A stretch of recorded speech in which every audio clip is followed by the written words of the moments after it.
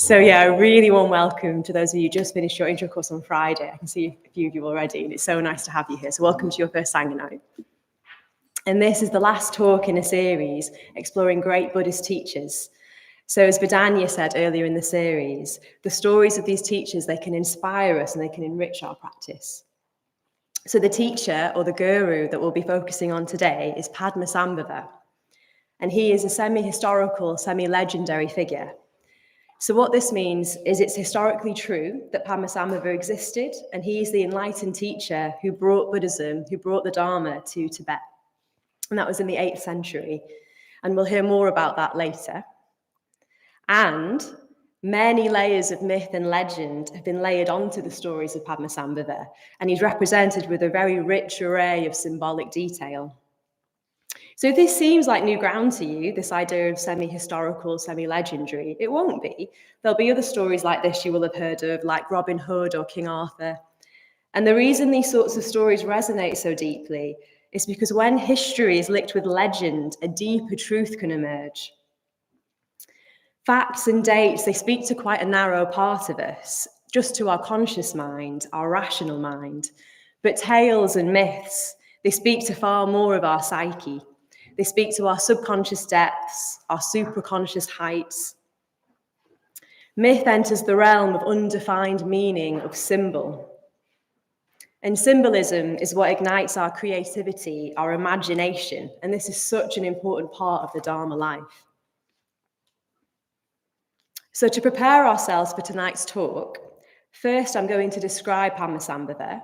I'm going to describe, and I'm also going to show you some of his symbols. And that'll just help the imagination get warmed up for later.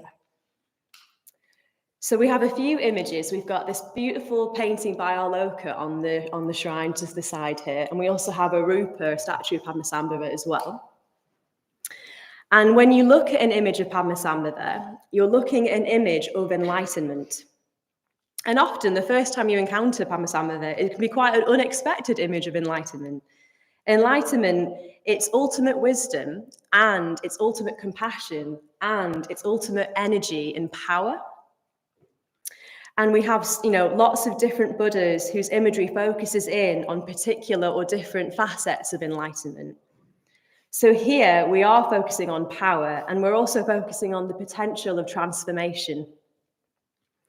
But it's important to say that Padmasambhava, he is just as compassionate as a figure like Green Tara. And actually, Green Tara is just as powerful as a figure as Padmasambhava. But we have these particular focuses and gateways into the enlightened mind so that we can relate to and draw out particular aspects of liberation. So we can hone in and focus on particular qualities. But so you don't lose the compassionate thread as I go into his description and the symbols, because some of the symbols, they're a bit intense, they're a bit out there, and I really want you to remember this compassionate thread as I go there. I think it's important to say that the most compassionate thing you can do for someone is to help them to transform, is to help them to go beyond their limitations. Buddhism isn't really interested in being nice, it's interested in being kind, and there is a difference between those things. And kindness, it includes this deep desire for people to be able to be their best, to be able to do something about their inner demons.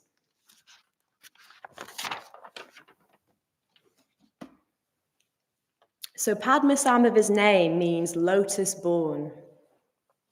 He's an enlightened being. He is seated on a vibrant red lotus throne. He's depicted as having wild, long black hair. He has a fierce yet compassionate expression on his face.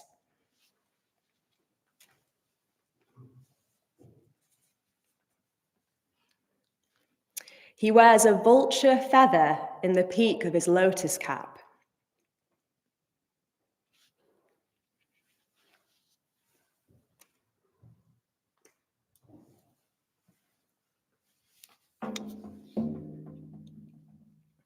He holds a skull cup in his left hand, and this skull cup is filled with amrita, the crimson nectar of the deathless, the ambrosia of freedom.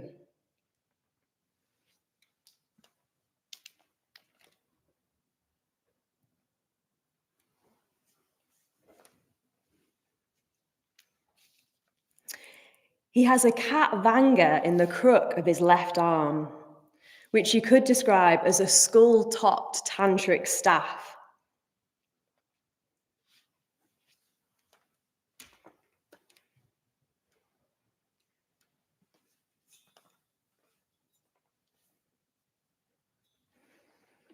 He wields a golden vajra in his right hand, which is in the demon taming mudra.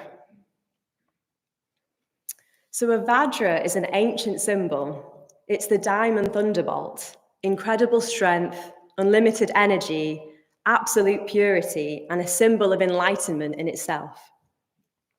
And the demon taming mudra, in the Dharma, we usually think of demons as embodiments of human negative emotions like greed, hatred, fear, envy, the list goes on.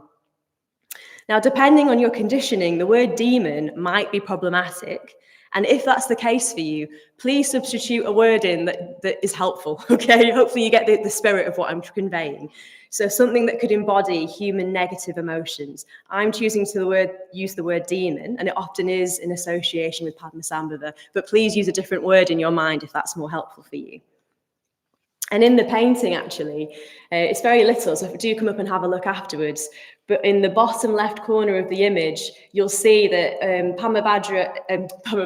Padmasambhava is wielding the gold vajra, and just in the corner, there's a little demon, I think a very sweet demon, actually, in supplication, who's sort of bowing to him. So that's well worth having a look at when you can.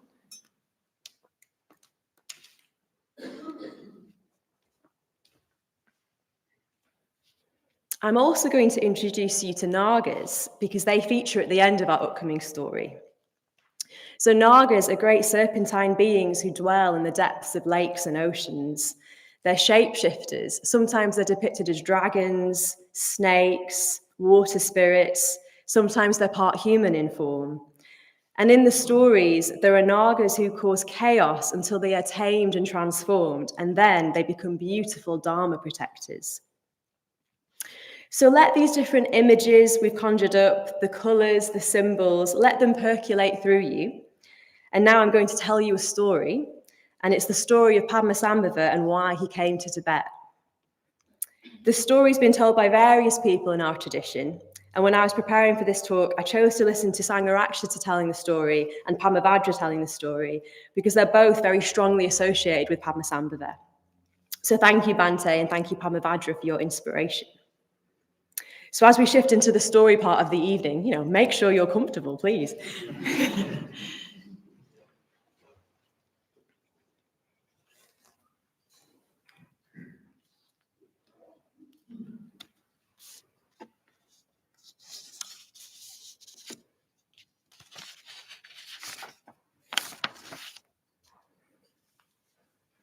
So the story begins. We're in the 8th century and we're in Tibet, a land of vast wild plateaus, majestic snow-capped mountains. And at this time, the indigenous religion in Tibet is shamanistic. It's well known there are demons, spirits, nagas and deities inhabiting this realm in the earth, the trees, the lakes, the skies.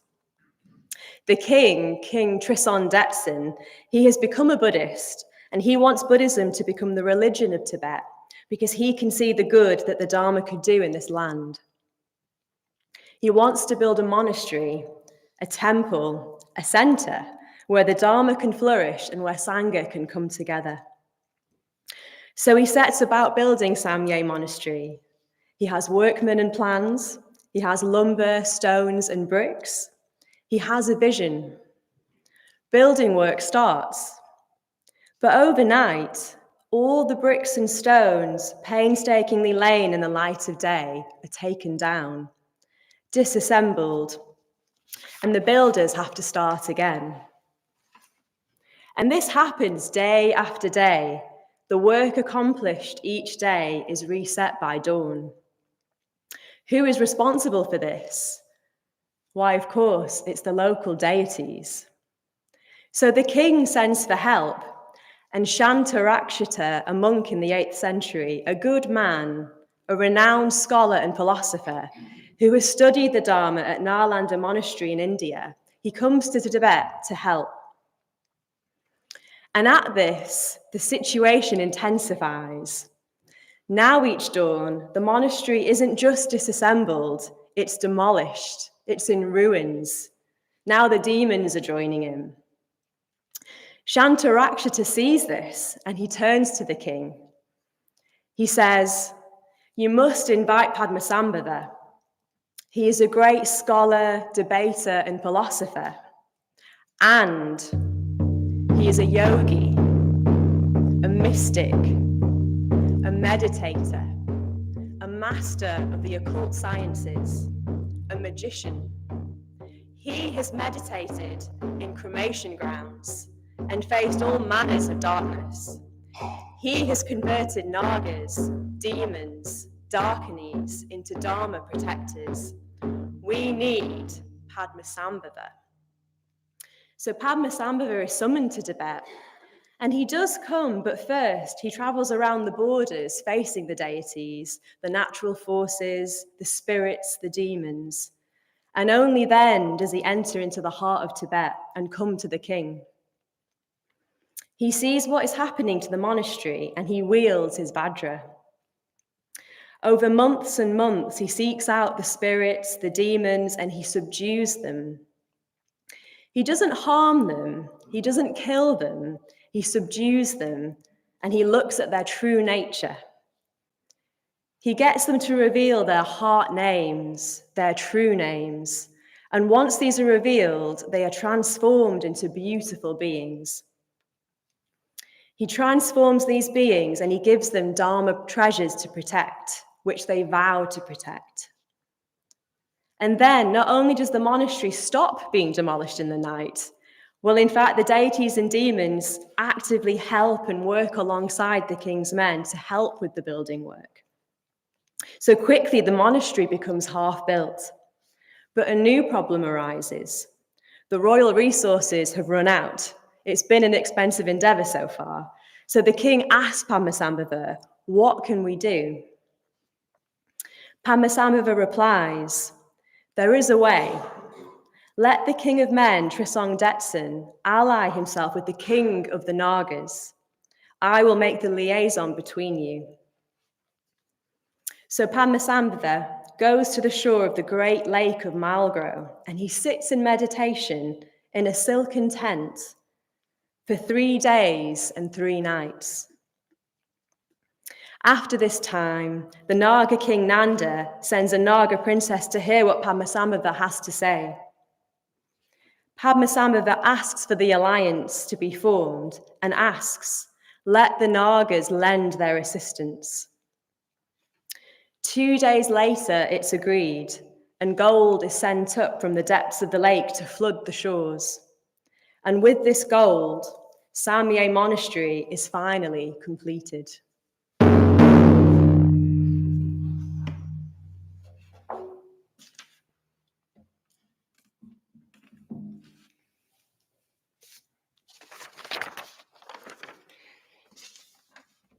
So you could see the deities and demons in the story as archetypes of the collective Tibetan unconscious.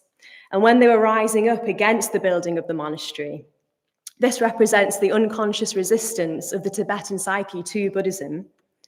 Shantarakshita, he was a good man, but just a scholar, and he could only appeal to the conscious mind of the Tibetans. But Padmasambhava, being a mystic and a yogi, he could get down into the unconscious psyche of the people. So, how does this story relate to us and how we can establish a full-blooded Dharma life for ourselves?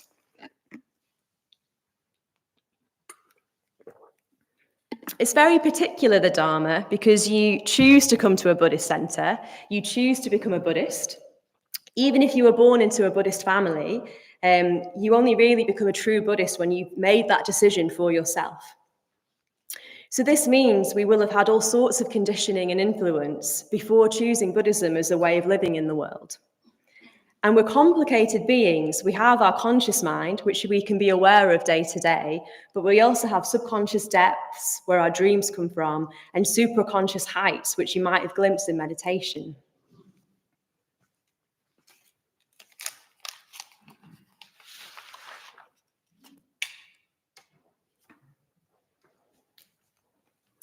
So perhaps the indigenous deities and demons of the story could mirror our own subconscious forces, the energies and habits and limiting views that are lurking in our depths and that came along with us to the Buddhist center. You could imagine these as demons if that's helpful for you, or you could just think of them as energies or forces. Choose the language that's resonating for you.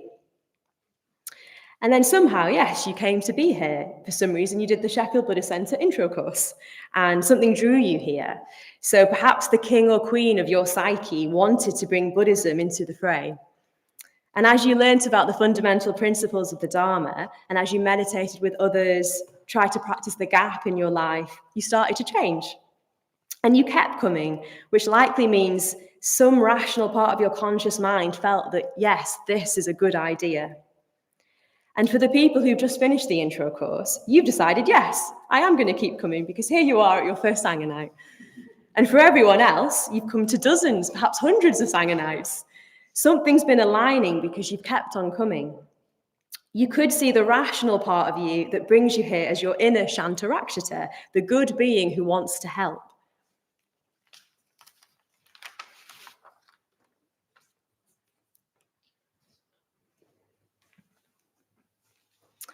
Now, as you might remember from the story, when things get serious with trying to build the monastery, the deep down forces go into revolt.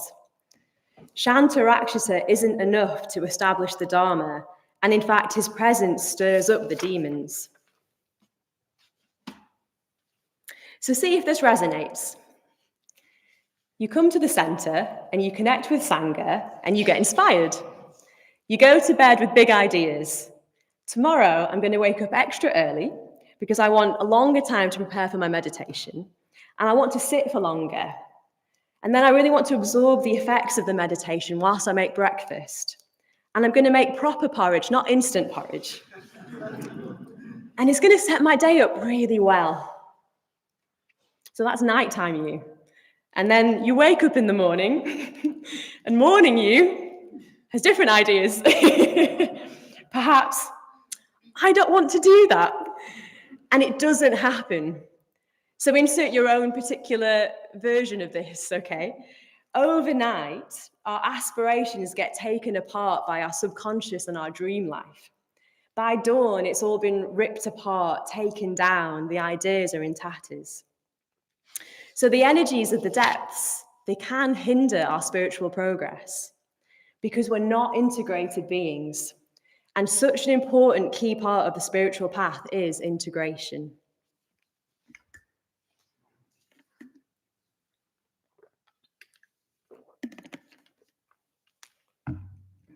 Sangharakshita, the founder of Triratna, of this movement, he talks about there being a need for both horizontal integration and vertical integration. So horizontal integration means integration of our ordinary waking consciousness with itself on its own level. And this happens at least in part through practicing mindfulness of our body, of our emotions, of our thoughts. And that's why the mindfulness of breathing is known as an integration practice in the system of practices we have in Triratna. Vertical integration is integration of the conscious mind with the subconscious mind. And this is more what I'm exploring today. If we want to change, if we want to make spiritual progress, we need to integrate our wayward tendencies and energies into our Dharma lives. We want the nighttime you and the morning you to be on the same page. We want to be able to encourage each other with the choices we're making. So what was next in the story when Shantarakshita wasn't enough? Well, Padmasambhava was then called in.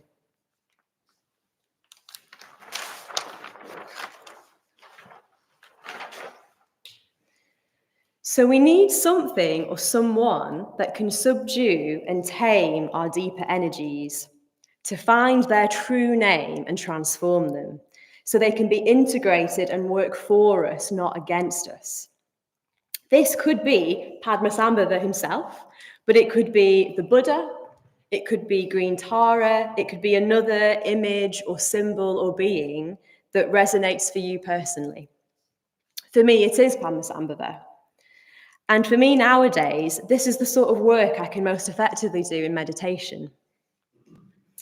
I was on my first order retreat recently, and Prakasha, who's an experienced order member and meditator, he talked about turning towards your hindrances in meditation. And it's a very rich thread that I want to explore more in this context. So a reminder, the hindrances are negative or hindering mental states that we have both in and out of meditation. And we often talk about them being related to meditation because they are what stop us from becoming concentrated. So let's do them together. What are the 5 hindrances? Ill will, doubt and indecision, great. Sloth and torpor, anxiety and restlessness, craving for sensuous experience, lovely. So these are the 5 hindrances. And there are traditional images and metaphors for these hindrances from the Buddha himself, which we can find in the Pali Canon. So the Pali Canon, you could simply say, is a collection of all sorts of stories from the Buddha, going back 3,000 years. So there's imagery around gold that you can find in the Anguttara Nikaya. So the Buddha says there are 5 impurities of gold, which, if present, make the gold brittle and not fit to be worked. And the impurities he lists, if you're interested, are iron, copper, tin, lead, and silver.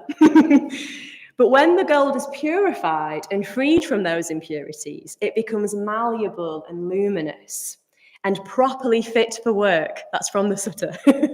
The Sutta says, then whatever kind of ornament one wishes to make from it, whether a bracelet, earrings, a necklace, or a golden garland, one can achieve one's purpose. So too, there are these 5 impurities of the mind, by which the mind is not malleable, wieldy, and luminous, but brittle and not properly concentrated. What 5? Sensual desire, ill will, dullness and drowsiness, restlessness and remorse, and doubt.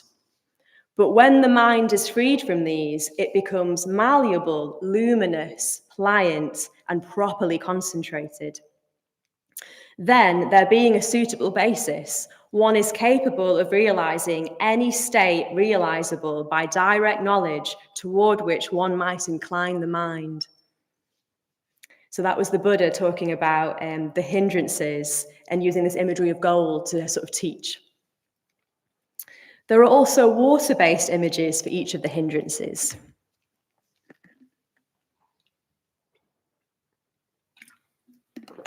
So in these images, we're imagining the mind as being a body of water.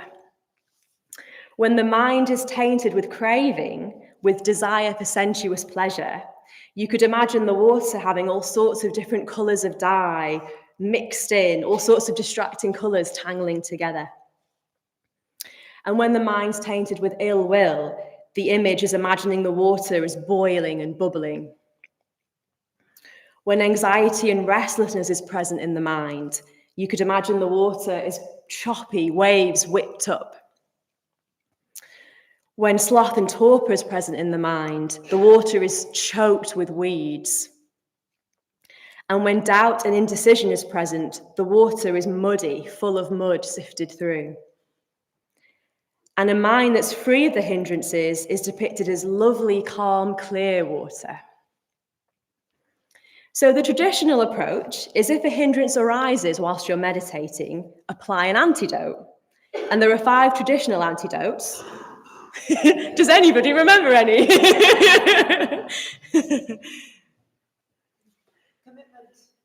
Commitment. Yeah, lovely. So cultivate the opposite. Perfect. Yeah. Yes, but that was beautiful. Yeah, so one of the antidotes would be cultivate the opposite. And Sangha gave a beautiful example. If doubt and indecision was the problem, make a commitment. Absolutely. So that's one, cultivate the opposite. Any others you can recall? Oh, I had 2 at once. You going? Labeling. Yes, I think the way I've got my list is that's like step 1, label the hindrance, and then step 2. So thank you, that's great. And then what did you say, Kai? Yes, sky-like mind or cloud-like mind. And that's just sort of imagining them as, yes, clouds in the sky and letting them drift. Brilliant.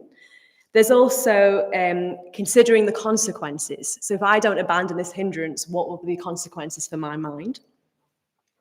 There's just saying no. And there's, if all else fails, going for refuge. So this is like traditional meditation teaching. These are the hindrances. This is what we do when they arise. And what stops us from entering dhyanas, which are simply higher states of consciousness from a concentrated state of mind, are the hindrances. But if the hindrances are purified, then the dhyanas are possible. They can open up to us.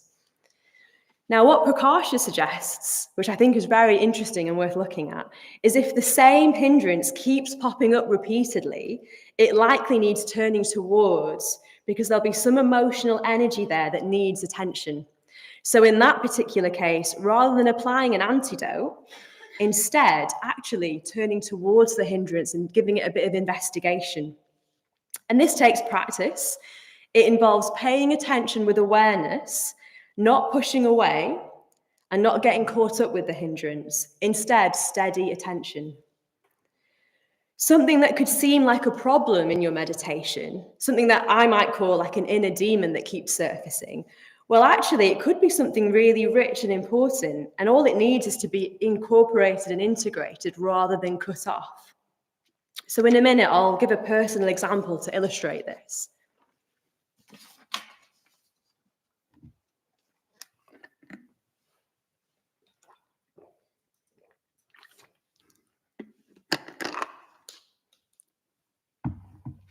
So, yeah, a personal example for this. In my first years of meditating, I had a really regular experience, and it was only happening when I was sitting to meditate.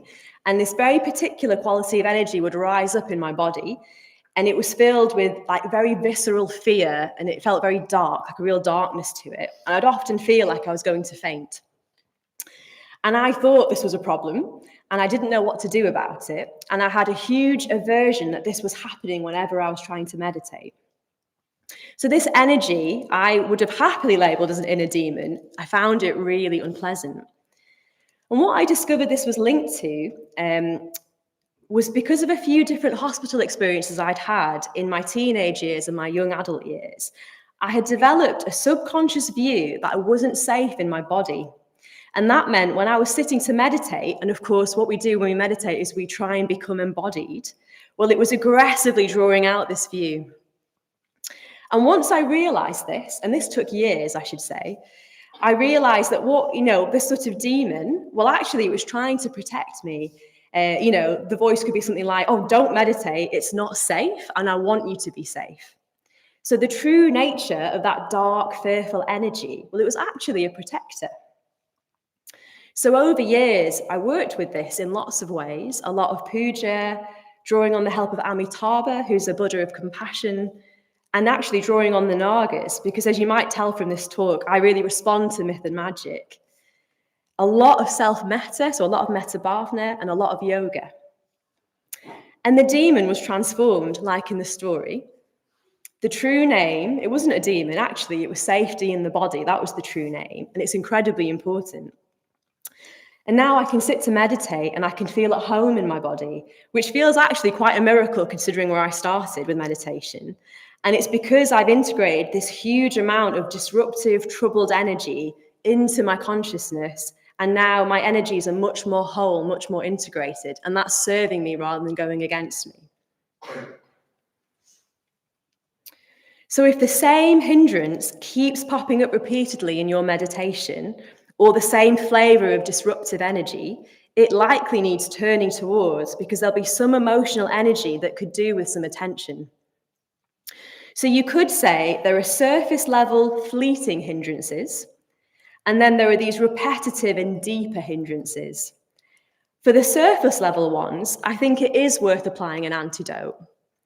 For the repetitive, stronger, deeper ones, like in the example I gave, perhaps you could consider putting it in this category of inner demons or inner forces that need integrating. Perhaps it is worth turning towards the hindrance as a gateway into deep integrative work. So to help clarify, we're going to play a game, and the game is called Hindrance or Demon. So these are some quick examples that could arise during meditation. I'm going to just do them as thoughts for simplicity. And if you think for you, if that arose in meditation, it would probably just be a surface level hindrance. and therefore you should just apply an antidote to it. Vote by this mudra. So the mudra is brushing it away in the air like this. Oh yeah, just apply an antidote. And if you think it could be the surfacing of a deeper, currently disruptive energy that could do with turning towards and investigating, we'll vote with the demon taming mudra. Kai saw it coming. Okay, everyone please play along if you wish. Okay. So you're sitting in meditation. Here's the thought. What shall I have for breakfast today? All right. Fantastic. I'm seeing a lot of this mudra. This mudra wins. Great. And personally, I would agree. I think that's, if I had that in my mind, that would be grasping for sensuous desire and pleasure and wanting to have a yummy breakfast. I agree. I think that wants an antidote applying. Okay, number 2. The new thermostats on the radiators are really loud. Yeah, very good. We're in agreement. It's one of these again. Possibly a little bit of ill will. Number 3.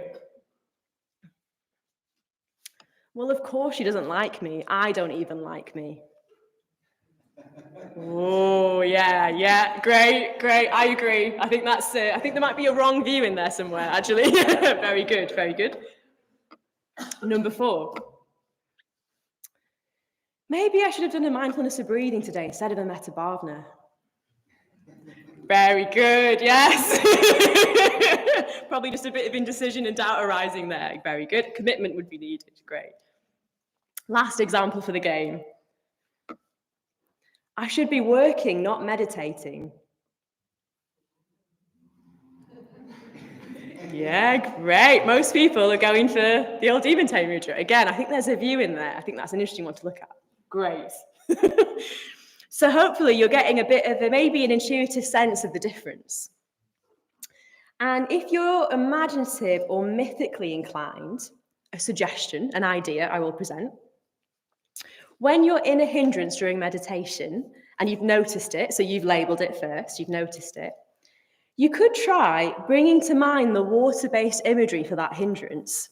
So if, for example, anxiety was rising in your experience of meditation, that would be you could imagine whether it's a felt sense or a visual or whatever else, there's all sorts of different ways of meditating. But perhaps you could let your mind fill with that image of the sort of crashing waves and choppy water.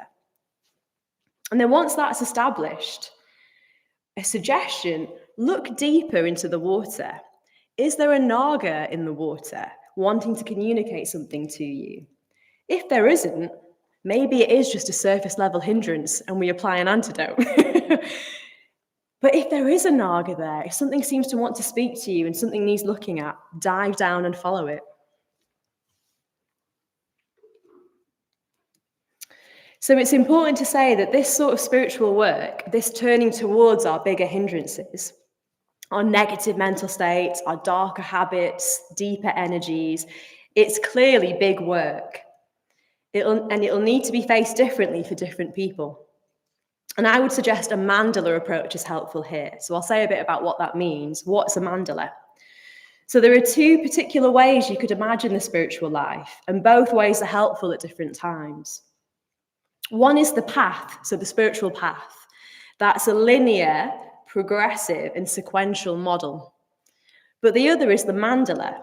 So a mandala is a circle that represents a holistic, integrated approach. So in this example, the center of the mandala would be the aspiration you are making. So for me, in my example, that fearful dark energy that was arising, it would be, I want to turn towards that and see what's underneath it. So what's the aspiration? That would go in the middle. And around it, arranged, are different practices that would help you fulfill that aspiration. So in the mandala, things are included together at once, overlapping and supporting each other. So there'd be a mandala of different practices and activities that would help you to face these inner demons. So examples would be meditation. But if that isn't working for you at the moment, especially something quite big is arising, in my example, I found it very difficult to meditate in those first years. Well, try something different. What if instead in the morning you did a short morning puja or a morning ritual rather than going into a meditation? Perhaps you could just chant a mantra of a figure you resonate with, perhaps Padmasambhava's mantra. And physical movement, I think, is very important when we're doing this sort of work. So that, whatever suits you, but some examples would be things like yoga, Tai Chi, walking, running, dancing. Dancing's a great one. And time outside, time in a garden, time somewhere beautiful in nature. If you can garden, actually, pulling at weeds is very helpful, I find, for this sort of work. Letting your hands touch the earth. And depending on what it is, it might be appropriate. Some sort of therapy or counselling might be what's needed. That might be part of the mandala. Sometimes there are things that you need a professional to help you with, and that is okay. Another example, art. So drawing. Anyone can draw. If you've got a story that you can't draw, it's not true, Get some scrappy paper and a pencil, bring to mind that energy you're trying to integrate, and just see what happens if you start to draw. Make sure you're meeting with Sangha friends or other supportive friends. Talking and sharing and being witnessed is important in the Dharma life. An altruistic activity. When you're doing inner work, sometimes you can lose perspective and things can get a bit narrow. So coming and volunteering at the centre, doing something altruistic and generous can really help. So I believe on Mondays there's gardening volunteering opportunities. And I believe on Tuesday mornings there's a team that cleans the centre and anyone can come and join from the Sangha if they want to do that. There'll be an intro course starting again in January. So these are all ways you can come and give, and that just helps, I think, just give you a bit of perspective.